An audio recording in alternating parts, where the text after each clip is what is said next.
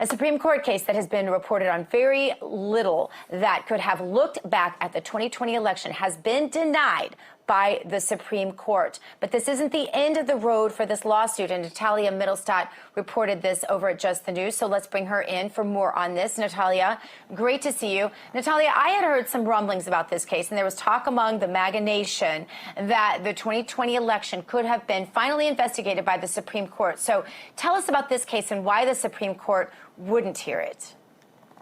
Sure. Well, so as you mentioned, the Supreme Court actually had a private conference on Friday regarding whether or not they were going to hear this case, and they decided then, but didn't release the decision until today, that they are not going to hear it. And the case is basically one of four brothers in Utah named Raylan Brunson has brought this case originally in Utah, and it made up to the Supreme Court, and basically saying that over 380 federal officials, from President Biden to Vice President Kamala Harris and former Vice President Mike Pence, in addition to many Congress members and senators, had violated their oaths of office by not investigating the 2020 election after over 100 members of Congress had asked them to.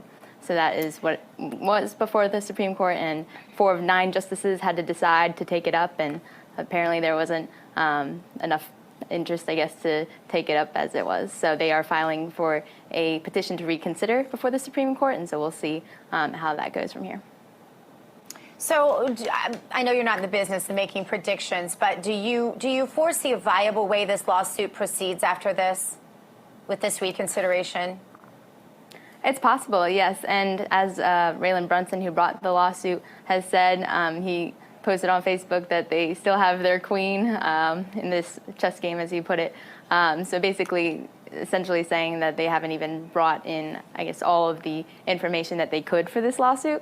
And so we shall see what other evidence they will bring to light, or what other arguments they will use before the court. So maybe they'll have some additional arguments that will encourage the Supreme Court justices to reconsider taking the case.